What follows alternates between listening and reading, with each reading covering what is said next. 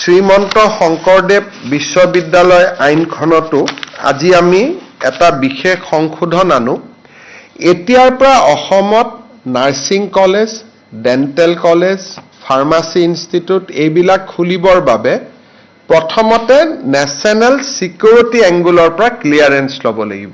অৰ্থাৎ ৰাষ্ট্ৰীয় নিৰাপত্তাৰ দৃষ্টিৰে এই ইনষ্টিটিউটবিলাক ৰাষ্ট্ৰৰ ভাবুকিৰ নহয় বুলি গৃহ বিভাগে প্ৰমাণপত্ৰ দিয়াৰ পিছতহে আমি অসমত এতিয়াৰ পৰা নাৰ্ছিং স্কুল বা dental school, pharmacy school, laboratory technician institute এইবিলাক আমি খুলিব পাৰিম।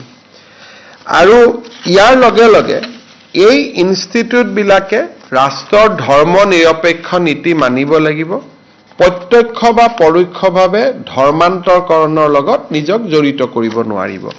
যিটো প্ৰাইভেট ইউনিভাৰ্চিটি বিল আনিছিলোঁ, আজি সেই একেটা বিল আমি শংকৰদেৱ ইউনিভাৰ্চিটি অৱ হেল্থ ছায়েন্সত আনিছোঁ, যাতে ইউনিভাৰ্চিটিয়ে এফিলিয়েশ্যন দিয়াৰ আগতে এই নিয়মকেইটা পালন কৰে।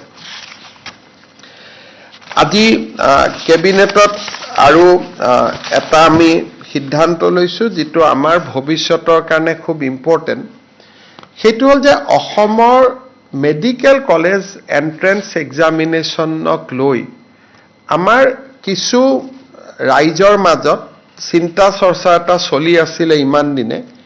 বহুকেইজন মেডিকেল কলেজৰ প্ৰফেচাৰে আমাক কৈছে যে যিবিলাক ষ্টুডেণ্ট এডমিশ্যন হৈছে, বহুত নম্বৰ পাইছে, কিন্তু তেওঁলোকৰ ব্যৱহাৰিক বা শৈক্ষিক জ্ঞান একেবাৰে সীমিত। ইমান ডাঙৰ কম্পিটিশ্যনত তেওঁলোকে ছিট পায়, কিন্তু যিমান মেৰিটৰিয়াছ বুলি ভবা যায়, কলেজত তেওঁলোকক সিমান মেৰিটৰিয়াছ বুলি দেখা নাযায়। এই বিষয়টো আমি স্পেচিয়েল ব্ৰাঞ্চক আজি 1.5 বছৰমানৰ পৰা ইনকুৱাৰী কৰাৰ কাৰণে আমি নিৰ্দেশ দিছিলোঁ।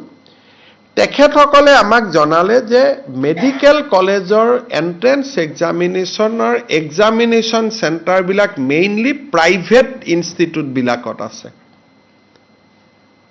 যেনেকৈ কটন কলেজিয়েটত নাই, একাডেমীত নাই, কিন্তু হোজাই 3খন প্ৰাইভেট স্কুলত চেণ্টাৰ আছে।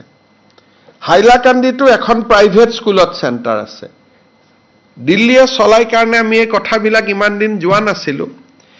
এতিয়া আমি 3টা সিদ্ধান্ত লৈছোঁ কেন্দ্ৰীয় চৰকাৰক অনুৰোধ কৰিবৰ কাৰণে, যে এইবাৰ মেডিকেল টেষ্টৰ এণ্ট্ৰেন্স অকল চৰকাৰী বিদ্যালয়ত হ'ব। নাম্বাৰ 2, এই এণ্ট্ৰেন্সক যেনেকৈ এডিআৰই পৰীক্ষাত ডিচি আৰু এছপিয়ে নিৰীক্ষণ কৰে, তেনেকৈ এডিআৰই পৰীক্ষাৰ দৰে ডিচি আৰু এছপিৰ প্ৰত্যক্ষ নিয়ন্ত্ৰণত হ'ব। আৰু বায়'মেট্ৰিক টেষ্ট যাতে ষ্টুডেণ্টে কৰিহে এক্সাম হলত সোমাব পাৰে। গতিকে মই ভাবোঁ যে এইখিনি ব্যৱস্থা ল'লে আমি মেডিকেল এডমিশ্যনৰ প্ৰক্ৰিয়াটো আমি স্বচ্ছ কৰিব পাৰিম। কিন্তু এই গোটেই কামবিলাক কেন্দ্ৰীয় চৰকাৰে কৰে। গতিকে আমি আজি মুখ্য সচিবক অথৰাইজ কৰিছোঁ যাতে আপোনালোকে ডাইৰেক্টৰ নেশ্যনেল টেষ্টিং অথৰিটিৰ লগত যোগাযোগ কৰে আপুনি, আৰু কেবিনেটৰ সিদ্ধান্তখিনি তেওঁলোকক জনায়। আৰু মই নিজেও কেন্দ্ৰীয় মানৱ সম্পদ মন্ত্ৰী ধৰ্মেন্দ্ৰ প্ৰধানৰ সৈতে বিষয়টো আলোচনা কৰিম।